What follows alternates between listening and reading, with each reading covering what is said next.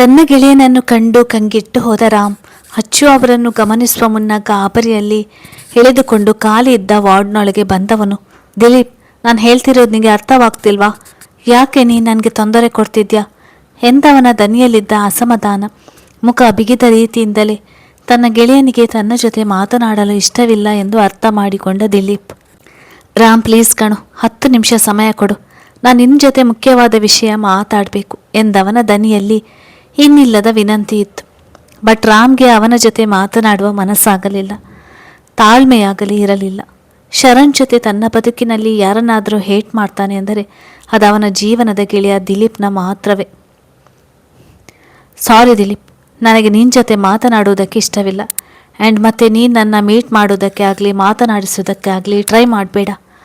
ನಿನ್ನ ಏನಾದರೂ ಅಚ್ಚರಿ ನನ್ನ ಜೊತೆ ನೋಡಿದಾಳೆ ಅಂದರೆ ಸಾತ್ವಿಕ್ ಸಾವಿನ ಸತ್ಯ ಹೊರಗಡೆ ಬರುವುದಕ್ಕೆ ಹೆಚ್ಚು ಟೈಮ್ ಹಿಡಿಯುವುದಿಲ್ಲ ಎಂದು ಬಿಗು ದನಿಯಲ್ಲಿ ಎಚ್ಚರಿಸಿ ಅಲ್ಲಿಂದ ಸರಿದು ಹೋಗುತ್ತಿದ್ದ ಗೆಳೆಯನನ್ನು ಹೇಗೆ ತಡೆಯುವುದು ಎಂದು ತೋಚದೆ ಹೋಯಿತು. ಬಟ್ ತಾನು ಅಚ್ಚರಿ ಕಣ್ಣಿಗೆ ಬಿದ್ದರೆ ರಾಮ್ ಹೇಳಿದಂತೆ ಅವನ ಸುಂದರ ಬದುಕು ಅರೆ ನಿಮಿಷದಲ್ಲಿ ಛಿದ್ರವಾಗುವುದರಲ್ಲಿ 2 ಮಾತಿಲ್ಲ ಎಂದು ತಿಳಿದಿರುವುದರಿಂದ ಅವನನ್ನು ಭೇಟಿ ಮಾಡಿ ಮಾತನಾಡುವ ನಿನ್ನ ಯೋಚನೆಯನ್ನು ಅಲ್ಲೇ ಬಿಟ್ಟ ದಿಲೀಪ್ಗೆ ತನ್ನ ಗೆಳೆಯ ಆದಷ್ಟು ದಿನ ಅಚ್ಚರಿಯಿಂದ ಸಾತ್ವಿಕ್ ಸಾವಿನ ಹಿಂದೆ ಇದ್ದ ಕಹಿ ಸತ್ಯವನ್ನು ಮುಚ್ಚಿಡುವನು ಎಂದು ತಿಳಿಯದೆ ಹೋಯಿತು. ಅವನು ಹೋದ ಕಡೆ ನೋಡುತ್ತಾ ಹತಾಶೆಯ ನಿಟ್ಟೆಸರು ಹೊರದಬ್ಬಿ ಅಲ್ಲಿಂದ ಸರಿದು ಹೋಗಿದ್ದ. ಬರೀ 2 ನಿಮಿಷ ತನ್ನ ಗೆಳೆಯನ ಭೇಟಿ ಮಾಡಿದ ರಾಮ್ ಮೊಗದಲ್ಲಿ ಬೆವರೊಡೆಯುವಂತೆ ಆಗಿದ್ದು ಸುಳ್ಳಲ್ಲ. ಅವನು ಯಾವುದೇ ಕಾರಣಕ್ಕೂ ಅಚ್ಚುನ ಮತ್ತೊಮ್ಮೆ ಕಳೆದುಕೊಳ್ಳಲು ತಯಾರಿರಲಿಲ್ಲ. ಆಗಲೇ ಮಗ ಮಡದಿ ಇದ್ದ ಜಾಗಕ್ಕೆ ಬರುವ ರಾಮ್ ಅವರಿಬ್ಬರು ಅಲ್ಲಿರದೆ ಹೋಗಿದ್ದು ಕಂಡು ತನ್ನ ಕಾರಿನ ಬಳಿ ಬಂದಾಗ ಮಗನನ್ನು ಎತ್ತಿಕೊಂಡು ತನಗೆದುರು ನೋಡುತ್ತಿದ್ದ ಅಚ್ಚು ಕಂಡಿದ್ದಳು. ಅವನ ಬಳಿ ಬಂದವನು, ಅಚ್ಚು ಸಾರಿ, ತುಂಬ ಹೊತ್ತು ಕಾಯಿಸಿಬಿಟ್ಟೆ ಅನಿಸುತ್ತೆ ಎಂದು ಕ್ಷಮೆ ಕೇಳಿ ತನ್ನ ಕಾರ್ ಲಾಕ್ ಓಪನ್ ಮಾಡಿ ತಾನೇ ಡೋರ್ ಓಪನ್ ಮಾಡಿದ್ದ. ಎಲ್ಲಿಗೆ ಹೋಗಿದ್ದೀರಿ ಪ್ರಶ್ನೆ ಮಾಡುತ್ತಲೇ ಕಾರ್ ಏರಿದಳು ಮಗನ ಜೊತೆ. ವಾಶ್ರೂಮ್ಗೆ ಹೋಗಿದ್ದೆ ಕಣೋ ಎಂದ.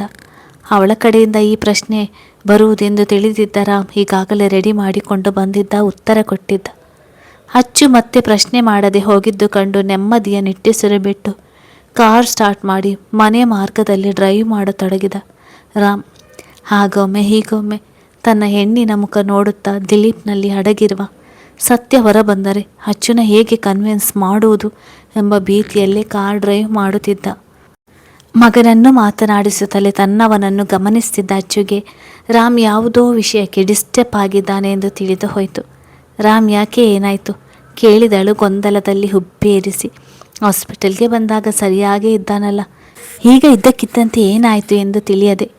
ಹಾಗೇನಿಲ್ಲ ಕಣೋ, ಸ್ವಲ್ಪ ತಲೆ ನೋಯ್ತಿದೆ ಅಷ್ಟೇ ಎಂದವನು ಮತ್ತೆ ಅವಳ ಕಡೆ ನೋಡುವ ತಪ್ಪು ಮಾಡಲಿಲ್ಲ. ತನ್ನ ವರ್ತನೆ ಅವಳಲ್ಲಿ ಅನುಮಾನಗಳನ್ನು ಹುಟ್ಟುಹಾಕಲು ಹೆಚ್ಚು ಸಮಯ ಹಿಡಿಯದು ಎಂದು. ಮುಂದಿನ ಅರ್ಧ ಗಂಟೆಯಲ್ಲಿ ಆ 3 ಜನ ತಮ್ಮ ಮನೆಯಲ್ಲಿದ್ದರು. ಮಗುವನ್ನು ಕಂಡ ಕೂಡಲೇ ಅನ್ಯಾಯವಾಗಿ ಅವನನ್ನು ಇಷ್ಟು ದಿನ ಹಾಸ್ಪಿಟಲ್ನಲ್ಲಿ ನರಳುವಂತೆ ಮಾಡಿಬಿಟ್ಟೆ ಎಂದು ಮರುಗಿದಳು ಭುವನ. ವರ್ಷ ಒಬ್ಬಳು ಬಿಟ್ಟರೆ ಉಳಿದವರೆಲ್ಲ ಮಗುವನ್ನು ಅಕ್ಕರೆಯಿಂದ ವಿಚಾರಿಸಿದರು. ಆರತಿಯವರು ಮೊಮ್ಮಗನನ್ನು ತಮ್ಮ ಬಳಿ ಕರೆದುಕೊಂಡು, ಅಚ್ಚು, ರಾಮ್, ನೀವಿಬ್ಬರು ಫ್ರೆಶ್ ಆಗಿ ಬನ್ನಿ ಎಂದರು. ಲಿಂಗಿಗೆ ಟೀ ಮಾಡಿಕೊಂಡು ಬಾ ಎಂದು ಆರ್ಡರ್ ಮಾಡಿ ತನ್ನವನ ಜೊತೆ ರೂಮಿಗೆ ಬಂದಾಗಲೂ ರಾಮ್ನ ಅನ್ಯಮನಸ್ಕತೆ ಗಮನಿಸಿದ್ದ ಅಚ್ಚು ಯಾವುದೋ ಆಫೀಸ್ ವಿಷಯಕ್ಕೆ ಅವನ ಮೂಡ್ ಅಪ್ಸೆಟ್ ಆಗಿದೆ ಎಂದು ಸುಮ್ಮನಾಗಿ ಬಿಟ್ಟಳು. ನಂತರ ಇಬ್ಬರು ಫ್ರೆಶ್ ಆಗಿ ಬಂದು ಮನೆಯವರ ಜೊತೆ ಮಾತನಾಡುತ್ತಾ ಲಿಂಗಿ ಕೊಟ್ಟ ಟೀ ಕುಡಿಯುವಾಗ ಭುವನ ಮುಂದಿನ ವಾರ ವರುಣ್ ಜೊತೆ ಚಿಕ್ಕಮಂಗ್ಳೂರಿಗೆ ಟ್ರಿಪ್ಗೆ ಹೋಗ್ತಿದ್ದಾಳೆ ಎಂದು ಆರತಿಯವರು ಹೇಳಿದಾಗ ಅಚ್ಚು ರಾಮ್ ಸಹ ಖುಷಿಯಿಂದಲೇ ಹೋಗಿ ಬಾ ಎಂದಿದ್ದರು. ಭುವನ ಜೊತೆ ವರ್ಷ ಸಹ ಹೋಗುತ್ತಿರುವುದರ ಜೊತೆ ವರುಣ್ ಮೇಲೆ ಅವರಿಗೆ ತೀರದ ವಿಶ್ವಾಸ. ಈ ಅಣ್ಣ ತಂಗಿಯ ಮನಸ್ಸಿನಲ್ಲಿ ಏನಿದೆ, ಯಾವ ಕಾರಣಕ್ಕಾಗಿ ಚಿಕ್ಕಮಂಗ್ಳೂರಿಗೆ ಟ್ರಿಪ್ ಹೊರಟಿರುವುದೆಂಬ ಅರಿವಿಲ್ಲದೆ. ಭುವನ ಮೊನ್ನೆ ವರುಣ್ ತನ್ನ ವರ್ತನೆಯಿಂದ ಅಸಮಾಧಾನ ತೋರಿ ಹೋದ್ಮೇಲೆ ಕಷ್ಟವಾದರೂ ಸರಿಯೇ ಅವನ ಜೊತೆ ಹೊಂದಿಕೊಳ್ಳಲೇಬೇಕು ಎಂಬ ಕಾರಣಕ್ಕೆ ಅವಳು ಸಹ ಟ್ರಿಪ್ ಹೋಗಲು ನಿರ್ಧಾರ ಮಾಡಿದ್ದಳು. ಇನ್ನೇನು 2 ತಿಂಗಳು ಸರಿದು ಬಿಟ್ಟರೆ ತಾನು ಅವನ ಧರ್ಮಪತ್ನಿಯಾಗುವೆ. ಮದುವೆಗೂ ಮುಂಚಿನ ತನ್ನ ವರ್ತನೆ ಬಗ್ಗೆ ಮದುವೆ ಆದಮೇಲೆ ತಮ್ಮ ವೈವಾಹಿಕ ಬದುಕಿನ ಮೇಲೆ ಪರಿಣಾಮ ಬೀರುವುದನ್ನು ಇಚ್ಛಿಸದೆ ಅವಳು ಹೋಗಲು ತಯಾರಾಗಿದ್ದಳು. ಆರವ್ ಕೈಗೆ ಹಾಕಿದ್ದ ಸ್ಲಿಂಗ್ ಬ್ಯಾಗ್ ರಿಮೂವ್ ಮಾಡಿದ ಮೇಲೆ ಮತ್ತೆ ತನ್ನ ಸ್ಕೂಲಿಗೆ ಹೋಗಲು ಶುರು ಮಾಡಿಕೊಂಡ. ಈ ಬಾರಿ ಅಚ್ಚು ಭುವನ ಇಬ್ಬರಿಗೂ ನನ್ನ ಸ್ಕೂಲಿಗೆ ಬಿಟ್ಟು ಕರೆದುಕೊಂಡು ಬರುವ ಜವಾಬ್ದಾರಿಯನ್ನು ರಾಮ್ ಜೊತೆ ಅಂಕಿತ್ ಸಹ ಕೊಡಲಿಲ್ಲ. ಆ ಇಬ್ಬರಲ್ಲಿ ಯಾರಾದರೂ ಒಬ್ಬರು ಆರವನ ಸ್ಕೂಲಿಗೆ ಕರೆದುಕೊಂಡು ಹೋಗಿ ಕರೆದುಕೊಂಡು ಬರುತ್ತಿದ್ದರು. ದಿನಗಳು ಸರಿದು ಭುವನ ವರುಣ್ ಜೊತೆ ಚಿಕ್ಕಮಗಳೂರಿಗೆ ಹೋಗುವ ದಿನ ಬಂದೇ ಬಿಟ್ಟಿತ್ತು. ಕೆಲಸದವರಿಗೆ ತನ್ನ ಲಗೇಜ್ ಕಾರಿನಲ್ಲಿ ಜೋಡಿಸಲು ಹೇಳಿದ ವರುಣ್ ತುಟಿ ಸೊಟ್ಟಗೆ ಮಾಡಿ ನಕ್ಕ. ಭುವನ ಜೊತೆ ಅವಳ ಹೆಸರಿನಲ್ಲಿರುವ ಕಂಪನಿ ಶೇರ್ಸ್ ಇನ್ನೇನು ಸ್ವಲ್ಪ ದಿನದಲ್ಲೇ ತನ್ನ ಕೈ ಸೇರುವುದೆಂದು. ಕಂಪನಿ ಶೇರ್ ನೆನಪಾದ ಕೂಡಲೇ ತನ್ನ ಕಡೆಯ ಲಾಯರ್ಗಳಿಗೆ ಕಾಲ್ ಮಾಡಿ ನಾನು ಈಗಾಗಲೇ ಹೇಳಿದಂತೆ ಡಾಕ್ಯುಮೆಂಟ್ಸ್ ರೆಡಿ ಮಾಡಿಕೊಂಡಿರುವಂತೆ ಮತ್ತೊಮ್ಮೆ ರಿಮೈಂಡ್ ಮಾಡಿ ತಾನು ಮನೆ ಬಿಟ್ಟಿರುವುದಾಗಿ ವರ್ಷ ಆಗಿ ಮೆಸೇಜ್ ಹಾಕಿ ರೆಡಿಯಾಗಿರುವಂತೆ ಎಚ್ಚರಿಸಿದ. ಮೊದಲ ಸಲ ತಾನು ಮದುವೆ ಆಗುತ್ತಿರುವ ಹುಡುಗನ ಜೊತೆ ಹೊರಗಡೆ ಹೋಗುತ್ತಿದ್ದ ಭುವನ ಮುಖದಲ್ಲಿದ್ದ ಚಡಪಡಿಕೆ ದುಗುಡ ಗಮನಿಸಿದ ಅಚ್ಚು. ಭುವನ, ಯಾಕೆ ಇಷ್ಟೊಂದು ಚಿಂತೆ ಮಾಡ್ತಿದ್ಯಾ? ನೀನು ಹೋಗ್ತಿರೋದು ನಿನ್ನ ಬಾಯ್ ಫ್ರೆಂಡ್ ಜೊತೆ ಅಲ್ಲ ಕಣೆ, ನಿನ್ನ ಮದುವೆ ಆಗುತ್ತಿರುವ ಹುಡುಗನ ಜೊತೆ. ಅದು ನಿಮ್ಮನೆಯವರೇ ಪರ್ಮಿಷನ್ ಕೊಟ್ಟು ಕಳಿಸಿಕೊಡುತ್ತಿರೋದು.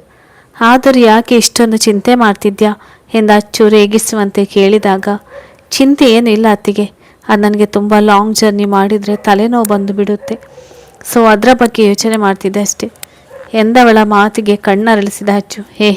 ಇದೇನಿದು ಹೀಗೆ ಹೇಳ್ತಿದ್ಯಾ? ಹಾಗಾದರೆ ನಮ್ಮ ಹುಡುಗ ನಿನ್ನ ಮದುವೆ ಮಾಡಿಕೊಂಡ ತಪ್ಪಿಗೆ ಹನಿಮೂನ್ ಮಾಲ್ಡೀವ್ಸ್ಗೆ ಇರಲಿ, ಮನಾಲಿಗೆ ಹೋಗೋ ಭಾಗ್ಯವೂ ಇದ್ದ ಹಾಗೆ ಇಲ್ಲ ಎಂದು ಛೇಡಿಸಿದಾಗ ಬಲವಂತವಾಗಿ ಕೆನ್ನೆ ಕೆಂಪು ಮಾಡಿಕೊಂಡ ಭುವನ. ಅತ್ತಿಗೆ, ನಾವಿನ್ನೂ ಮದುವೆಯಾಗಬೇಕಾಗಿರುವವರು, ಬಟ್ ನೀವು ಮದುವೆಯಾಗಿ ಆಗಲೇ 7-8 ತಿಂಗಳು ಆಗುತ್ತಾ ಬಂತು. ಸೊ ನೀನು ಮೊದಲು ಅಣ್ಣನನ್ನು ಕರೆದುಕೊಂಡು ಹನಿಮೂನ್ಗೆ ಹೋಗಿ ಬನ್ನಿ. ಪಾಪ ಆರೋಗ್ಯ ಸಹ ತಮ್ಮನೋ ತಂಗಿಯೋ ಬಂದರೆ ಆಡುವುದಕ್ಕೆ ಸರಿಯಾಗುತ್ತದೆ ಎಂದು ತನ್ನ ರೂಮಿನಿಂದ ಹೊರಗಡೆ ಹೊರಟು ಬಿಟ್ಟಳು. ಅಲ್ಲೇ ಇದ್ದರೆ ಅಚ್ಚು ಎಲ್ಲಿ ಮತ್ತೆ ತನ್ನನ್ನು ಕಾಡುವಳು ಎಂಬ ಭಯದಲ್ಲಿ ತಾನು ಅವಳ ಕೆನ್ನೆ ಕೆಂಪಾಗಿಸುವ ಪ್ರಯತ್ನ ಮಾಡಿದರೆ ಅವಳು ತನ್ನ ಕೆನ್ನೆಯೇ ಕೆಂಪಾಗುವಂತೆ ಮಾಡಿದ್ದನ್ನು ಕಂಡು ಹುಬ್ಬು ತಿಕ್ಕಿಕೊಂಡ ಅಚ್ಚು ಭುವನ ರೂಮಿನಿಂದ ಹೊರಗಡೆ ಬಂದಾಗ ವರುಣ್ ಅದಾಗಲೇ ಬಂದಿತ್ತ. ರಾಮ್ ಜೊತೆ ಅಂಕಿತ್ ಸಹ ತಂಗಿಯನ್ನು ಜೋಪಾನವಾಗಿ ನೋಡಿಕೊಳ್ಳುವಂತೆ ಎಚ್ಚರಿಸಿದ್ದ. ಆರತಿಯವರು ವರ್ಷ ಆದಷ್ಟು ನೀನು ಭುವನ ಜೊತೆಯಲ್ಲೇ ಇರು ಎಂದು ಹೊತ್ತಿ ಹೇಳಿದ್ದರು. ಅವಳ ಜೊತೆ ಇನ್ನೂ 2 ಹುಡುಗಿಯರು ಆ ಟ್ರಿಪ್ಪಿನಲ್ಲಿದ್ದಾರೆ ಎಂದಲ್ಲವೇ ಮಗಳನ್ನು ಇಷ್ಟು ಧೈರ್ಯವಾಗಿ ವರುಣ್ ಜೊತೆ ಕಳಿಸಿಕೊಡುತ್ತಿರುವುದು. ಅತ್ತೆ, ಚಿಂತೆ ಮಾಡಬೇಡಿ, ಅವಳನ್ನು ಹೇಗೆ ಕರೆದುಕೊಂಡು ಹೋಗ್ತೇವೋ ಹಾಗೆ ಸೇಫ್ ಆಗಿ ಕರೆದುಕೊಂಡು ಬರುವ ಜವಾಬ್ದಾರಿ ನಮ್ಮದು ಎಂದು ಅಭಯ ನೀಡಿದ ವರ್ಷ ಮನದಲ್ಲೇ ವಕ್ರವಾಗಿ ನಕ್ಕಿದ್ದಳು. ಈ ಟ್ರಿಪ್ ಏನಾದರೂ ತಾವು ಅಂದುಕೊಂಡಂತೆ ಸಕ್ಸಸ್ಫುಲ್ ಆದರೆ ತನ್ನ ಅಣ್ಣನೇ ಭುವನನ ದೂರ ತಳ್ಳಿದರು ಆಕೆ ಅವನಿಂದ ದೂರ ಹೋಗಲಾರಳು. ಮತ್ತೊಮ್ಮೆ ಎಲ್ಲರಿಗೂ ಹೇಳಿ ದಟ್ಟ ಉಸಿರೊಂದನ್ನು ಹೊಳಗೆಳೆದುಕೊಂಡು ಆ ಅಣ್ಣ ತಂಗಿಯ ಜೊತೆ ಕಾರ್ ಏರಿದಳು. ಅವರು ಹೋಗುವ ಮುನ್ನ ರಾಮ್ ಉಳಿದ ವರುಣ್ ಫ್ರೆಂಡ್ಸ್ ಬಗ್ಗೆ ವಿಚಾರಿಸಿದಾಗ ಅವರು ಟೋಲ್ ಬಳಿ ತಮ್ಮನ್ನು ಜಾಯಿನ್ ಆಗುವುದೆಂದು ತಮ್ಮ ಪಕ್ಕದಲ್ಲಿ ಕುಳಿತಿದ್ದ ಭುವನ ಕಡೆ ನೋಡಿ ಹೊರಡೋಣ ಕೇಳಿದ ಕಣ್ಣಿನಲ್ಲೇ. ಅವಳು ಸಹ ಕಣ್ಣಿನಲ್ಲೇ ಉತ್ತರಿಸಿದಾಗ ಅವರ ಕಾರ್ ಮುಂದೆ ಸಾಗಿತ್ತು. ರಾತ್ರಿ ಸಮಯ 9 ಗಂಟೆಯಾದರೂ ಲಿವಿಂಗ್ ಏರಿಯಾದಲ್ಲಿ ಕುಳಿತು ಮಗನ ಹೋಮ್ವರ್ಕ್ ಮಾಡಿಸ್ತಿದ್ದ ಅಚ್ಚು ಬಳಿ ಬಂದ ಆರತಿಯವರು. ಅಚ್ಚು, ಮಲಗುವ ಸಮಯ ಆಯಿತು, ಅದಲ್ಲದೆ ಅವನಿಗೆ ನಿದ್ರೆ ಬಂದು ಕಣ್ಣು ಉಜ್ಜುತ್ತಿದ್ದಾನೆ, ಅವನು ಮಲಗಲಿ ಬಿಡು ಎಂದಾಗ ಅತ್ತೆ, ಇನ್ನೆರಡು ಲೈನ್ ಇದೆ, ಅದನ್ನು ಮುಗಿಸಿದ ಮೇಲೆ ಮಲಗಿಸ್ತೇನೆ ಎಂದಳು. ದಿನವೂ ಸ್ಕೂಲ್ನಿಂದ ಮನೆಗೆ ಬಂದೊಡನೆ ಭುವನ್ ಅವನ ಹೋಮ್ವರ್ಕ್ ಚೆಕ್ ಮಾಡಿಸಿ ಬಿಡುತ್ತಿದ್ದಳು. ಬಟ್ ಇಂದು ಟ್ರಿಪ್ ಹೋಗುತ್ತಿದ್ದ ಗಡಿಬಿಡಿಯಲ್ಲಿ ಮರೆತು ಬಿಟ್ಟಿದ್ದಳು.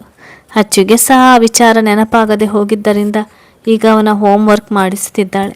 ಅಚ್ಚು, ಅವನಿದ್ರೆ ಕಣ್ಣಲ್ಲಿ ಸರಿಯಾಗಿ ಬರೆಯುತ್ತಿಲ್ಲ, ಬೆಳಿಗ್ಗೆ ಮಾಡಿಸಿದ್ರೆ ಆಗ್ತದೆ, ನೀನೋಗಿ ಮಲಗು ಎಂದವರು ಮಗುವನ್ನು ತಮ್ಮ ತೋಳಿಗೆ ಇರಿಸಿಕೊಳ್ಳಲು ಹೋದರು. ಅವನು ಹಾಸ್ಪಿಟಲ್ನಿಂದ ಬಂದ ಮೇಲೆ ಅಚ್ಚು ರಾಮ್ ಜೊತೆಯಲ್ಲೇ ಮಲಗುತ್ತಿದ್ದಾನಲ್ಲ. ಅಮ್ಮಮ್ಮ, ನಾನು ನಿನ್ನ ಜೊತೆ ಬರಲ್ಲ, ಪಪ್ಪ ಮಮ್ಮನ ಜೊತೆನೇ ಮಲಗ್ತೇನೆ ಎಂದು ಅಚ್ಚು ಕೊರಳನ್ನು ಅಪ್ಪಿದಾಗ ಅಚ್ಚು ಮುಖದಲ್ಲಿ ನಗು ಮೂಡಿದರೆ ಆರತಿಯವರ ಮುಖದಲ್ಲಿ ಬೇಸರ ತೊನೆದಾಡಿತು. ಮಗ ಸೊಸೆ ಹನಿಮೂನ್ಗೆ ಹೋಗಿ ಬಂದ ಮೇಲೆ ಇಬ್ಬರಿ ಪ್ರೈವೆಸಿ ಎನ್ನುವುದೇ ಸಿಗದಂತಾಗಿದೆಯಲ್ಲ. ಅಚ್ಚು ಮಗನನ್ನು ತಮ್ಮ ಜೊತೆಯಲ್ಲೇ ಮಲಗಿಸಿಕೊಳ್ಳುತ್ತೇನೆ ಎಂದು ಹೊರಟಾಗ ಇವತ್ತೊಂದು ದಿವಸ ಅಷ್ಟೇ ಎಚ್ಚರಿಸಿದರು ಆರತಿ. ಸರಿ ಅತ್ತೆ ಎಂದು ಮಗನ ಜೊತೆ ರೂಮಿಗೆ ಬಂದ ಅಚ್ಚುನ ಕಂಡು ರಾಮ್ ಮೊಗ ಪೆಚ್ಚಾಯಿತು. ಮಗ ತಮ್ಮ ಜೊತೆಯಲ್ಲಿ ಇದ್ದಾಗ ಪಪ್ಪಿ ಇರಲಿ ಒಂದು ಟೈಟ್ ಹಗ್ ಕೊಡಲು ಸಹ ನಕಾರ ತೋರಿಸುತ್ತಿದ್ದಳು ಅವನ ಮುದ್ದಿನ ಮಡದಿ.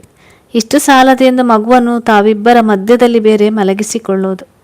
ಮಗನನ್ನು ಬೆಡ್ ಮೇಲೆ ಮಲಗಿಸಿ, ಬಂಗಾರಿ ನೀನು ಮಲಗಿರು, ನಾನು ಮುಖ ತೊಳೆದು ಬರುತ್ತೇನೆ ಎಂದು ವಾಶ್ರೂಮ್ಗೆ ಹೊರಟಿದ್ದ ತನ್ನ ಹೆಣ್ಣಿನ ಕೈ ಹಿಡಿದು ತನ್ನ ಬಳಿ ಎಳೆದುಕೊಂಡ ರಾಮ್, ಮುದ್ದು ನೀವು ಮಾಡುತ್ತಿರುವುದು ಚೂರೂ ಸರಿಯಿಲ್ಲ, ಅವನನ್ನು ಏನಕ್ಕೆ ಕರೆದುಕೊಂಡು ಬಂದಿರಿ ಎಂದು ಗದರಿದವನ ಕಣ್ಣಿನಲ್ಲಿದ್ದ ನಿರಾಸೆ ಕಂಡು ತುಟಿ ಬಂಧಿಸಿ ನಗು ತಡೆದಳು ಅಚ್ಚು.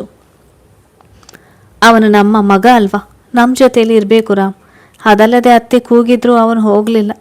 ನಾನು ನಿಮ್ಮ ಜೊತೆನೇ ಮಲಗ್ತೇನೆ ಅಂತ ಹಠ ಮಾಡ್ತಿದ್ರೆ ನಾನು ಬಲವಂತವಾಗಿ ಅವನನ್ನು ಅತ್ತೆ ಜೊತೆ ಹೇಗೆ ಕಳಿಸೋದಕ್ಕೆ ಆಗುತ್ತದೆ ಎಂದು ಉತ್ತರಿಸಿ ತನ್ನ ಬಂಧನದಲ್ಲಿದ್ದ ಅವಳ ಕೈಯನ್ನು ಬಿಡಿಸಿಕೊಂಡು ಮೆಲ್ಲಗೆ ಅಲ್ಲಿಂದ ವಾಶ್ರೂಮ್ ಸೇರಿಕೊಂಡ. ಮಡದಿಯನ್ನು ಕಂಡು ರಾಮ್ ಮೊಗ ಕಹಿ ತಿಂದಂತೆ ಆಯಿತು. ಟ್ರಿಪ್ ಹೋಗಿ ಬಂದಮೇಲೆ ಅಚ್ಚು ಅವನನ್ನು ಇನ್ನಷ್ಟು ಹಚ್ಚಿಕೊಂಡಿದ್ರೆ ಅಚ್ಚು ಮಾತ್ರ ಅವನನ್ನು ಮಗನ ಕಾರಣ ಕೊಟ್ಟು ಹತ್ತಿರವೇ ಸೇರಿಸುತ್ತಿರಲಿಲ್ಲ. ಬೆಳಗಿನ ಜಾವ 4 ಗಂಟೆಗೆ ಈಗಾಗಲೇ ಬುಕ್ ಆಗಿದ್ದ ಹೋಟೆಲ್ನಲ್ಲಿ ಸ್ಟೇ ಆದರು ವರುಣ್ ಹಾಗೂ ಅವನ ಗೆಳೆಯರು. ಅಣ್ಣ, ನೀನು ಭುವನ ಒಂದೇ ರೂಮ್ನಲ್ಲಿ ಇರ್ತೀರಾ ಎಂದು ವರ್ಷ ಉಬ್ಬೇರಿಸಿ ಕೇಳಿದಾಗ ತಬ್ಬಿಬ್ಬಾದ ಭುವನ.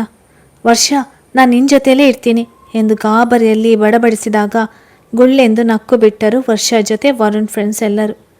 ಇನ್ನೇನು ಸ್ವಲ್ಪ ದಿನದಲ್ಲೇ ಮದುವೆ ಆಗುತ್ತಿರುವ ಹುಡುಗನ ಜೊತೆ ಇರ್ತೀಯಾ ಎಂದು ಕೇಳಿದ್ದಕ್ಕೆ ಭುವನ ಹೆದರಿದ ರೀತಿ ಕಂಡು ಅವಳನ್ನು ಅನುಕಿಸಿದಂತೆ ನಗುತ್ತಿರುವುದು ಕಂಡು ಎಂಬ್ರಾಸ್ಮೆಂಟ್ನಲ್ಲಿ ಇಡಿಯಸ್ಟಾಗಿ ಹೋಗಿಬಿಟ್ಟಳು.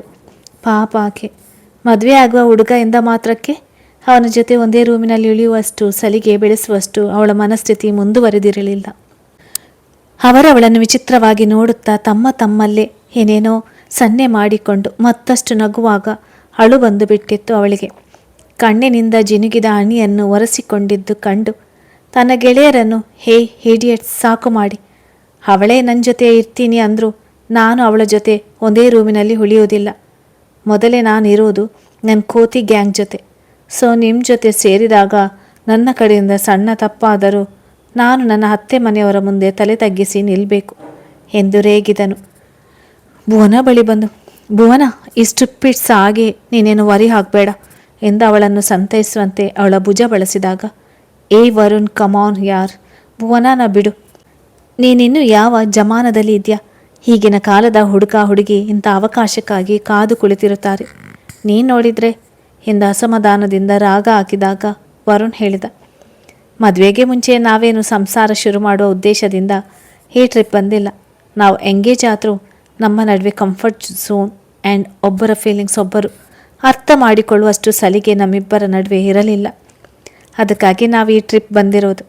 ಈ ಟ್ರಿಪ್ನಲ್ಲಿ ಒಬ್ಬರನ್ನೊಬ್ಬರು ಅರ್ಥ ಮಾಡಿಕೊಂಡ್ರೆ ಅಷ್ಟೇ ಸಾಕು ಎಂದು ಗಂಭೀರವಾಗಿ ನುಡಿದು, ಭುವನ ಬಾ, ನಾನು ನಿನ್ನ ರೂಮ್ ತೋರಿಸ್ಬರ್ತೀನಿ ಎಂದವಳನ್ನು ಭುಜ ಬಳಸಿ ಅಲ್ಲಿಂದ ಕರೆದುಕೊಂಡು ಹೋದ ಗೆಳೆಯನನ್ನು ಕಂಡು ಹೋ ಎಂದು ಉದ್ಗಾರ ತೆಗೆದರು.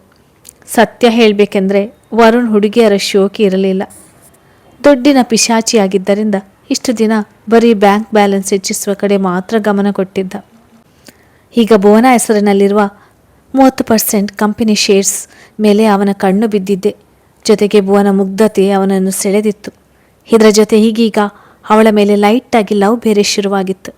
ಹಾಗಾಗಿ ಅವಳ ಬಿಗು ವರ್ತನೆ ಅವಳನ್ನು ಕಳೆದುಕೊಳ್ಳುವ ಭೀತಿ ಕಾಡಿ ಅಡ್ಡದಾರಿಯಲ್ಲಿ ಅವಳನ್ನು ತನ್ನವಳನ್ನಾಗಿ ಮಾಡಿಕೊಳ್ಳಲು ಈ ಟ್ರಿಪ್ ಪ್ಲ್ಯಾನ್ ಮಾಡಿದ್ದ. ತನ್ನನ್ನ ಹೋದ ಕಡೆ ನೋಡುತ್ತಾ ಹೋ ಎಂದು ರಾಗ ಹಾಕಿ ಅವನನ್ನು ಛೇಡಿಸುತ್ತಿದ್ದ ಹುಡುಗರನ್ನು, ಇನಾಫ್ ಗಾಯ್ಸ್, ಹೊರಡಿ ನೀವು ನಿಮ್ಮ ರೂಮ್ಗೆ ಎಂದ ಅವರನ್ನು ಗದರಿ ಕೈಯಲ್ಲಿದ್ದ ಫೋನ್ನಲ್ಲಿ ಮುಖ ಹುದುಗಿಸಿ ಅಲ್ಲಿಂದ ಹೆಜ್ಜೆ ಹಾಕಿದ ವರ್ಷ ತುಟಿಯಲ್ಲಿ ಕೊಂಕು ನಗು ಇತ್ತು. ತನ್ನನ್ನ ಡ್ರಾಮಾ ಮಾಡೋದ್ರಲ್ಲಿ ಸ್ಪೆಷಲ್ ಕೋರ್ಸ್ ಮಾಡಿ ಬಂದಂತೆ ಭುವನ ಮುಂದೆ ಅದೆಷ್ಟು ನಿಪುಣತೆಯಿಂದ ಅಭಿನಯಿಸಿದ್ದನ್ನು ನೆನೆದು ಅವಳಿಗೆ ನಗು ಬಂದಿತ್ತು. ಭುವನನ ಅವರಿಗಾಗಿ ಬುಕ್ ಮಾಡಿದ್ದ ರೂಮ್ಗೆ ಕರೆದುಕೊಂಡು ಬಂದವನು, ಭುವನ ಪ್ಲೀಸ್, ಅವರು ಮಾಡಿದ ಚೇಷ್ಟೆಗೆ ನಾನು ನಿನ್ನ ಹತ್ರ ಸಾರಿ ಕೇಳ್ತೇನೆ. ಐ ಆಮ್ ಸೋ ಸಾರಿ ಕಣು ಎಂದವನ ದನಿಯಲ್ಲಿ ತುಂಬಿ ತೊಳುಕುತ್ತಿದ್ದ ಪಶ್ಚಾತ್ತಾಪವನ್ನು ನಕಲಿ ಎಂದು ಅವಳು ಅರಿಯದೇ ಹೋದಳು. ಪರವಾಗಿಲ್ಲ, ಈಗಿನ ಕಪ್ಪಲ್ಸ್ ಹೇಗೆ ಇರ್ತಾರೆ ಅನ್ನೋದನ್ನು ಅಲ್ವಾ ಅವ್ರು ಹೇಳಿದ್ದು. ನಾನೇನು ಫೀಲ್ ಆಗಲಿಲ್ಲ. ನೀವು ಹೋಗಿ ನೆಮ್ಮದಿಯಾಗಿ ಮಲಗಿ. ಲಾಂಗ್ ಡ್ರೈವ್ ಮಾಡಿ ತುಂಬ ಸುಸ್ತಾಗಿರ್ತೀರಾ ಎಂದವಳ ದನಿಯಲ್ಲಿ ಪ್ರೀತಿ ಇಲ್ಲದಿದ್ದರೂ ಅವನ ಮೇಲಿನ ಕಾಳಜಿ ಅಂತೂ ಇತ್ತು. ಅದನ್ನು ಕಂಡು ಕಣ್ಣರಳಿಸಿದ ವರುಣ್ ಅವಳ ನಡು ಬಳಸಿ ತನ್ನ ಸನಿಹಕ್ಕೆ ಎಳೆದುಕೊಂಡು, ಇಷ್ಟನ್ನೇ ನಾನು ನಿನ್ನ ಕಡೆಯಿಂದ ಬಯಸಿದ್ದು. ಇದೇ ರೀತಿ ನಮ್ಮ ನಡುವೆ ಪ್ರೀತಿ, ಅಕ್ಕರೆ, ಕಾಳಜಿ, ಸಲಿಗೆ ಆ್ಯಂಡ್ ಪೊಸೆಸಿವ್ನೆಸ್ ಮೂಡಬೇಕು ಅಂತಾನೆ ನಾನು ಈ ಟ್ರಿಪ್ ಪ್ಲ್ಯಾನ್ ಮಾಡಿದ್ದು. ಥ್ಯಾಂಕ್ ಯು ಸೋ ಮಚ್ ಕಣು ಎಂದು ಅವಳ ಹಣೆಗೆ ತುಂಬು ಒಲುಮೆಯಿಂದ ಕಿಸ್ ಮಾಡಿದ ವರುಣ್ ಅವಳಿಗೆ ಜಾಸ್ತಿ ಕಿರಿಕಿರಿ ಮಾಡದೆ ಅವಳಿಂದ ದೂರ ಸರಿದು, ನೀನು ರೆಸ್ಟ್ ಮಾಡು ಎಂದು ಅಕ್ಕರೆಯಿಂದ ಎಚ್ಚರಿಸಿ ಅಲ್ಲಿಂದ ಹೊರಬಿದ್ದ. ಅವನಿಗೆ ಅಡ್ಡ ಬಂದ ವರ್ಷ ತನ್ನ ಅಣ್ಣನ ಅಭಿನಯಕ್ಕೆ ತಲೆಬಾಗಿ ಸಲಾಂ ಮಾಡಿ ನಕ್ಕಾಗ ತಾನು ನಕ್ಕು ಹುಷಾರ್ ಕಣೆ ನಮ್ಮ ಹುಡುಗಿ ಎಂದು ಎಚ್ಚರಿಸಿ ಹೋಗಿದ್ದ. ಅಂದು ಸಂಜೆ ಆರವ್ ಹಾಲು ಕುಡಿದ ಮೇಲೆ ಅವನ ಬ್ಯಾಗ್ ಬುಕ್ಗಳನ್ನೊಮ್ಮೆ ಚೆಕ್ ಮಾಡಿದ ಅಚ್ಚು. ನಿನ್ನೆಯಂತೆ ಮಾಡದೆ ಮಗನ ಕೈಯಲ್ಲೇ ಬೇಗನೆ ಹೋಮ್ವರ್ಕ್ ಮಾಡಿಸಲು ಕುಳಿತಳು. ಮಮ್ಮ ಅತ್ತೆ ಎಲ್ಲಿ ಹೋದ್ಲು? ಪಿಳಿ ಪಿಳಿ ಕಣ್ಣು ಬಿಡುತ್ತಾ ಕೇಳಿದ ಆರವ್. ಭುವನ ಎಲ್ಲಿಗೆ ಹೋಗಿದ್ದಾಳೆ ಎಂದು ತಿಳಿಯದೆ. ಯಾಕೆ, ಅತ್ತೆಯನ್ನು ಮಿಸ್ ಮಾಡಿಕೊಳ್ತಿದ್ಯಾ ಕೇಳಿದಳು ಅಚ್ಚು ಕಣ್ಣು ಕಿರಿದಾಗಿಸಿ. ಚುಂಬ ಎಂದು ಕೈ ಸನ್ನೆ ಮಾಡಿ ತೋರಿಸಿದ ಮಗನ ಕೆನ್ನೆಗೆ ಮುತ್ತಿಟ್ಟ ಅಚ್ಚು. ಅತ್ತೆ ಮಾವನ ಜೊತೆ ಟ್ರಿಪ್ ಹೋಗಿದ್ದಾಳೆ ಬಂಗಾರಿ ಎಂದಾಗ, ಟ್ರಿಪ್ಪಾ ಹಂಗಂದ್ರೆ ಕೇಳಿದ್ದ. ಇದಕ್ಕೂ ಮುಂಚೆ ಯಾರು ಅವನ ಟ್ರಿಪ್ಗೆ ಕರೆದುಕೊಂಡು ಹೋಗಿರಲಿಲ್ಲಲ್ಲ, ಹಾಗಾಗಿ ಟ್ರಿಪ್ ಎಂದರೆ ಏನೆಂದು ತಿಳಿಯದೆ ಮಗ ಅಚ್ಚರಿಯಿಂದ ಕೇಳಿದ. ಮಗನನ್ನು ತನ್ನ ತೊಡೆ ಮೇಲೆ ಕೂರಿಸಿಕೊಂಡ ಅಚ್ಚು. ನಿಂಗೆ ಟ್ರಿಪ್ ಅಂದರೆ ಏನು ಅಂತ ಗೊತ್ತಿಲ್ವಾ ಕೇಳಿದವಳ ದನಿಯಲ್ಲಿ ಸಣ್ಣ ಮಟ್ಟದ ಬೇಸರ ತುಂಬಿತ್ತು. ರಾಮ್ ಹಾಗೂ ಅವನ ಮನೆಯವರು ಆರವ್ಗೆ ಎಷ್ಟೇ ಪ್ರೀತಿ ತೋರಿದ್ರು ಅವನ ತಂದೆ ತಾಯಿ ಪ್ರೀತಿಯನ್ನು ಅವರಿಂದ ಕೊಡಲು ಆಗಲಿಲ್ಲ ಎಂದು ಅವಳಿಗೆ ಅನಿಸಿತ್ತು. ಅವನ ವಯಸ್ಸಿನ ಬೇರೆ ಮಕ್ಕಳು ಟ್ರಿಪ್ ಎಂದೊಡನೆ ಖುಷಿಯಿಂದ ಚಪ್ಪಾಳೆ ತಟ್ಟುತ್ತಾ ಎಲ್ಲಿಗೆ ಹೋಗ್ತಾ ಇದ್ದೀವಿ ಇಷ್ಟು ದಿನ ಎಂದು ಅವರ ಅಪ್ಪ ಅಮ್ಮನನ್ನು ಪ್ರಶ್ನೆ ಮಾಡುತ್ತಾ ಸಂಭ್ರಮಿಸಿ ಬಿಡುತ್ತಿದ್ದರು. ಬಟ್ ಆರವ್ಗೆ ಹಾಗೆಂದರೆ ಏನು ಎಂದೇ ತಿಳಿದಿಲ್ಲ ಎಂದು ಅವಳ ತಾಯಿ ಹೃದಯ ಸಂಕಟ ವೇದನೆಯಿಂದ ಒಯ್ದಾಡಿತು. ಮಗನನ್ನು ಗಟ್ಟಿಯಾಗಿ ಅಪ್ಪಿಕೊಂಡ ಅಚ್ಚು. ಎಲ್ಲಿಗಾದರೂ ಹೊರಗಡೆ ಹೋಗಿ ಎಂಜಾಯ್ ಮಾಡಿ ಬರ್ತೀವಿ ಅಲ್ವಾ, ಅದನ್ನು ಟ್ರಿಪ್ ಅಂತಾರೆ ಬಂಗಾರಿ ಎಂದು ಮಗುವಿನ ತಲೆಗೆ ಮುತ್ತಿಟ್ಟು ಹೇಳಿದಾಗ ತಲೆ ಎತ್ತಿ ತನ್ನಮ್ಮನ ಮೊಗ ನೋಡುವ ಆರವ್. ಮಮ್ಮ, ನಾನು ನೀವು ಪಪ್ಪ ಟ್ರಿಪ್ ಹೋಗಿ ಬರೋಣವಾ ಎಂದು ತನ್ನ ಪುಟ್ಟ ಕಣ್ಣುಗಳನ್ನು ಹಿಗ್ಗಿಸಿ ಆಸೆಯಿಂದ ಕೇಳಿದಾಗ, ಹಾಂ ಹೋಗಿ ಬರೋಣ, ನಾನು ನಿಮ್ಮ ಪಪ್ಪನಿಗೆ ಹೇಳ್ತೀನಿ, ಈಗ ಹೋಮ್ವರ್ಕ್ ಮುಗಿಸಿಬಿಡು ಬಂಗಾರಿ, ಆಮೇಲೆ ಆಟ ಆಡಿಕೊಳ್ಳುವಂತೆ ಎಂದು ಅಕ್ಕರೆಯಿಂದ ಅವನ ತಲೆ ಕೂದಲಿನಲ್ಲಿ ಕೈ ಆಡಿಸಿದಾಗ ಖುಷಿಯಾದ ಆರವ್ ತನ್ನ ಹೋಮ್ವರ್ಕ್ ಮುಗಿಸುವ ಕಡೆ ಗಮನ ಕೊಟ್ಟ. ರಾತ್ರಿ ಊಟ ಮಾಡಿ ರೂಮ್ಗೆ ಬಂದಿದ್ದ ರಾಮ್ ಒಂದರ್ಧ ಗಂಟೆ ತನ್ನ ಆಫೀಸ್ ಕೆಲಸ ಮಾಡಿಕೊಂಡು ಮಡದಿ ಮಗ ಇನ್ನೂ ರೂಮಿನ ಕಡೆ ಸುಳಿಯದೆ ಹೋಗಿದ್ದು ಕಂಡು ಹಾಸಿಗೆ ಮೇಲೆ ಅಡ್ಡಾದ. ಅವಳು ರೂಮಿಗೆ ಬಂದರೂ ರಾಮ್ ಮಗು ಮಲಗಿದ್ದಾನೆ, ಪ್ಲೀಸ್ ಮಾತನಾಡಬೇಡಿ, ಅವನಿಗೆ ಡಿಸ್ಟರ್ಬ್ ಆಗುತ್ತೆ ಎಂದು ಗದರಿದಳಲ್ಲ. ಹಾಗಾಗಿ ಅವರಿಬ್ಬರಿಗೂ ಕಾಯದೆ ಅವನು ಸುಮ್ಮನಾದ. ಬಟ್ ಅಷ್ಟರಲ್ಲಿ ಅಚ್ಚು ಫೋನ್ ರಿಂಗ್ ಆಯಿತು. ಯಾರೆಂದು ಕೈಗೆತ್ತಿಕೊಂಡು ನೋಡಿದವನು ಹೆಚ್ಚು ಯೋಚಿಸದೆ ಕಾಲ್ ರಿಸೀವ್ ಮಾಡಿ, ಹಲೋ ಮಾವ, ಊಟ ಆಯ್ತಾ ಕೇಳಿದ ಎದ್ದು ಕೂರುತ್ತಾ. ಆಯ್ತು ರಾಮ್, ನಿನ್ನದು ಅಕ್ಕರಿಂದ ವಿಚಾರಿಸಿದರು ನಂದನು. ಆಯಿತು ಎಂದವನು ಅವ್ರು ಕಾಲ್ ಮಾಡಿದ ವಿಷಯ ಏನೆಂದು ಕೇಳಿದ. ಮುಖ್ಯವಾದ ವಿಷಯವಾದರೆ ಅಚ್ಚು ಬಂದಮೇಲೆ ಮತ್ತೆ ಕಾಲ್ ಮಾಡಿಸಲು ಯೋಚಿಸಿದ. ರಾಮ್, ನಿಮ್ಮ ಅತ್ತೆ ಅಳಿಯ ಮಗಳನ್ನು ಮನೆಗೆ ಬರುವುದಕ್ಕೆ ಹೇಳಿ ಅಂತ ಹೇಳಿದ್ಲು. ಅವಳಿಗೆ ನೀವಿಬ್ಬರು ತುಂಬ ನೆನಪಾಗುತ್ತಿದ್ದೀರಿ ಎಂದಾಗ, ಓಕೆ ಮಾವ, ನಾವು ನಾಳೆ ಬರ್ತೀವಿ ಎಂದ ರಾಮ್. ತುಂಬ ದಿನಗಳಿಂದ ಅಚ್ಚು ತವರಿಗೆ ಹೋಗಿರಲಿಲ್ಲಲ್ಲ, ಹಳೆಯ ಮಗಳನ್ನು ಕರೆದುಕೊಂಡು ಬರುವುದಾಗಿ ಹೇಳಿದಾಗ ನಂದನ್ ಖುಷಿಯಾದರು. ಆಯ್ತು ರಾಮ್, ಶುಭರಾತ್ರಿ ಎಂದವರಿಗೆ ತಾನು ಸಹ ಗುಡ್ ನೈಟ್ ಎಂದು ಕರೆ ತುಂಡರಿಸಿದಾಗ ರೂಮ್ಗೆ ಬಂದ ಮಡದಿಯನ್ನು ಕಂಡು ಮಗು ಎಲ್ಲಿ ಕೇಳಿದ. ಅಚ್ಚು ಒಬ್ಬಳೇ ಬಂದಿದ್ದು ಕಂಡು ರಾಮ್ ಪ್ರಶ್ನಿಸಿದ. ಮಗನ ಕಷ್ಟ ಅರ್ಥ ಆಯಿತು ಅನಿಸುತ್ತೆ ಅತ್ತೆಗೆ, ಅದಕ್ಕೆ ಅವರು ಆರವ್ನ ಇನ್ಮೇಲೆ ನಮ್ಮ ಜೊತೆನೇ ಮಲಗಿಸಿಕೊಳ್ತೀನಿ ಅಂತ ಕರೆದುಕೊಂಡು ಹೋದರು ಎಂದು ಛೇಡಿಸಿದಂತೆ ನುಡಿದು ವಾಶ್ರೂಮ್ ಹೊಕ್ಕಳು ಅಚ್ಚು. ಅವಳು ಹೋದ ಕಡೆ ನೋಡುತ್ತಾ ತಲೆಯೆಲ್ಲ ಕೈ ಆಡಿಸಿದ ರಾಮ್. ಅವರಿಗಾದರೂ ನನ್ನ ಮೇಲೆ ಕರುಣೆ ಇದೆ, ಬಟ್ ನೀವು ನನ್ನ ವಿಷಯದಲ್ಲಿ ಕಟುಕರು, ನನ್ನ ಕಷ್ಟ ಅರ್ಥ ಆದರೂ ಹತ್ತಿರ ಸೇರಿಸಲ್ಲ ಎಂದು ಗೊಣಗಿದ. ಮುಖ ತಿಳಿದು ಬಂದ ಅಚ್ಚು, ಅಪ್ಪ ಕಾಲ್ ಮಾಡಿದ್ರ ಕೇಳಿದಳು ಮುಖ ಕೈಗೆ ನೈಟ್ ಕ್ರೀಮ್ ಹಚ್ಚುತ್ತಾ. ಅವಳನ್ನೇ ದಿಟ್ಟಿಸ್ತಿದ್ದ ರಾಮ್. ಎಸ್, ಅತ್ತೆಗೆ ನಮ್ಮನ್ನು ನೋಡಬೇಕು ಅಂತ ಅನಿಸ್ತಿದೆ ಅಂತೆ, ಸೊ ನಾಳೆ ಬರ್ತೀವಿ ಅಂತ ಹೇಳಿದೆ ಎಂದಾಗ ಖುಷಿಯಾದ ಅಚ್ಚು. ನಾನು ಇದರ ಬಗ್ಗೆ ಕೇಳೋಣ ಅಂತಿದ್ದೆ, ಅಪ್ಪ ಅಮ್ಮ ತುಂಬ ನೆನಪಾಗ್ತಿದ್ರು, ಅಷ್ಟರಲ್ಲಿ ಅಪ್ಪನೇ ಕಾಲ್ ಮಾಡಿಬಿಟ್ರು ಎನ್ನುತ್ತಾ ಅವನ ಸನಿಹ ಬಂದವಳು ಮೆಲ್ಲಗೆ ಅವನ ತೊಡೆ ಏರಿ ಅವನ ಕೊರಳನ್ನಪ್ಪಿದಾಗ ನಿಬ್ಬೆರಗಾದ ರಾಮ್. ನನ್ನ ಹೆಂಡತಿಗೆ ಇವತ್ತು ಈ ಪಾಪದ ಗಂಡ ನೆನಪಾದ ಅನಿಸುತ್ತೆ ಎಂದು ಉಬ್ಬೇರಿಸಿ ಕೇಳಿದಾಗ, ಹಾಗೇನಿಲ್ಲ, ಇಷ್ಟು ದಿನ ಮಗು ಇರುತ್ತಿದ್ದ ಅಲ್ವಾ, ಸೊ ಎಂದು ತನ್ನ ಮಾತು ನಿಲ್ಲಿಸಿ ಅವನ ಮೊಗ ನೋಡುವ ಅಚ್ಚು. ಇಷ್ಟು ದಿನ ನಿಮ್ಮನ್ನು ದೂರ ಇಟ್ಟು ಸತಾಯಿಸಿದ್ದಕ್ಕೆ ಸಾರಿ ಎಂದಳು ಮುದ್ದಾಗಿ. ಸಣ್ಣ ಮಗನ ಮುಂದೆ ಮುಜುಗರ ಪಡುವ ಸಂದರ್ಭ ಕ್ರಿಯೇಟ್ ಆಗೋದು ಬೇಡವೆಂದು ಅವಳು ತನ್ನಿಂದ ದೂರ ಉಳಿಯುತ್ತಿದ್ದಳು ಎಂದು ತಿಳಿದಿದ್ದ ರಾಮ್ ತನ್ನ ಮಡಿಲ್ನಲ್ಲಿ ಇದ್ದವಳ ನಡುವಿನ ಮೇಲೆ ಹಿಡಿತ ಬಿಗಿ ಮಾಡಿ, ಹೀಗೇನು ಸಮಸ್ಯೆ ಇಲ್ವಲ್ಲ ಎಂದು ಅವಳ ಕಿವಿಯಲ್ಲಿ ಪಿಸಿ ನುಡಿದು ಕೇಳಿದ. ಅವನ ಬಿಸಿ ಉಸಿರು ಸೋಕಿದಾಗ ಅರೇ ನಿಮಿಷ ಕಣ್ಣು ಮುಚ್ಚಿ ತೆರೆದವಳು ಎಂದು ತಲೆಯಾಡಿಸಿದವಳ ಕೆನ್ನೆ ಕಿವಿ ನಾಚಿಕೆಯಿಂದ ಬಿಸಿ ಏರಿ ಕೆಂಪಾದವು. ಹೃದಯ ಸಣ್ಣದಾಗಿ ತನ್ನ ಇರುವಿಕೆ ತೋರಲು ಶುರು ಮಾಡಿತು. ರಾಮ್ ಅವಳನ್ನೇ ರೆಪ್ಪೆ ಬಡಿಯದೆ ತುಂಟತನದಲ್ಲಿ ದಿಟ್ಟಿಸುವಾಗ ತಾನೇ ಮುಂದಾಗಿ ಬಾಗಿ ಅವನ ತುಟಿಗಳಿಗೆ ತನ್ನ ತುಟಿಗಳ ಬೆಸುಗೆ ಹಾಕಿದಳು. ಬಾಲಿಯಿಂದ ಬಂದಾಗಿನಿಂದ ಅವನಿಂದ ದೂರ ಓಡುತ್ತಾ ಅವನಿಗೆ ಬೇಸರ ಮಾಡಿದ್ದರಿಂದ ಅವಳಿಗೆ ಪಶ್ಚಾತ್ತಾಪವಿತ್ತು. ಇಷ್ಟು ದಿನಗಳ ದನಿವು ನೀಗುವಷ್ಟು ಅವಳ ಅದರ ಅಮೃತ ಸವಿದು ಕೊಟ್ಟು ತೆಗೆದುಕೊಂಡ ಮುತ್ತುಗಳ ಲೆಕ್ಕ ತಪ್ಪುವಷ್ಟು ಅವಳನ್ನು ಮುದ್ದಿಸಿ ಅವಳಿಗೆ ಮತ್ತೊಂದು ಬಗೆಯ ತನ್ನ ಪ್ರೀತಿಯನ್ನು ಪರಿಚಯ ಮಾಡಿಸಿದರೆ ಅವನ ಕರಗಳಲ್ಲಿ ಮಂಜಿನಂತೆ ಕರಗಿ ಲೀನವಾಗಿ ಹೋದಳು. ಅವನ ಪ್ರೀತಿಯ ಬಗೆ ಯಾವುದಾದರೂ ಅದರೊಡತಿ ನಾನು ಮಾತ್ರ ಎಂಬ ಅಧಿಕಾರ ಅವಳಲ್ಲಿತ್ತು. ತನಗೆ ಸಹಕರಿಸಿ ಆಯಾಸಗೊಂಡು ಎದುರುಸಿರು ಬಿಡುತ್ತಾ ಮಲಗಿದ್ದ ತನ್ನವಳನ್ನು ತನ್ನ ತೋಳಿಗೆಳೆದುಕೊಂಡ ರಾಮ್ ಹನೆ ಮೇಲೆ ಬೆವರಿನ ಹನಿಗಳಿಗೆ ಅಂಟಿದ್ದ ಮುಂಗುರುಳನ್ನು ಕಿವಿಯ ಹಿಂದೆ ಸರಿಸಿ ಅವಳ ನೆತ್ತಿಗೆ ಚುಂಬಿಸಿ ಗುಡ್ ನೈಟ್ ಕಣೋ ಎಂದ. ಅವನಲ್ಲಿ ಇನ್ನಷ್ಟು ಅವಿತುಕೊಂಡ ಅಚ್ಚು ಗುಡ್ ನೈಟ್ ರಾಮ್ ಎಂದು ಉತ್ತರಿಸಿ ಕಣ್ಣು ಮುಚ್ಚಿದಳು. ಅವಳನ್ನು ಬಳಸಿ ಕಣ್ಣು ಮುಚ್ಚಿದ ರಾಮ್, ಅಚ್ಚು ನೀವು ಯಾವಾಗಲೂ ನನ್ನ ಜೊತೆಯಲ್ಲೇ ಇರಬೇಕು.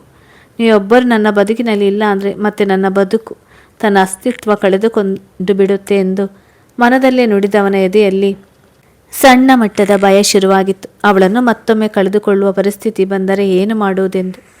ಅದರ ಬಗ್ಗೆ ಯೋಚಿಸಿದ್ದವನಿಗೆ ಕೆಲವು ನಿಮಿಷಗಳೇ ಬೇಕಾಯಿತು ಕಣ್ಣಿಗೆ ನಿದ್ರೆ ಹತ್ತಲು. ಕತೆ ಮುಂದುವರಿಯುತ್ತದೆ. ಹಾಗೆ ಕತೆಗೊಂದು ಲೈಕ್ ಆ್ಯಂಡ್ ಶೇರ್ ಕೊಡಿ ಮತ್ತು ಚಾನಲನ್ನು ಸಬ್ಸ್ಕ್ರೈಬ್ ಮಾಡಿ.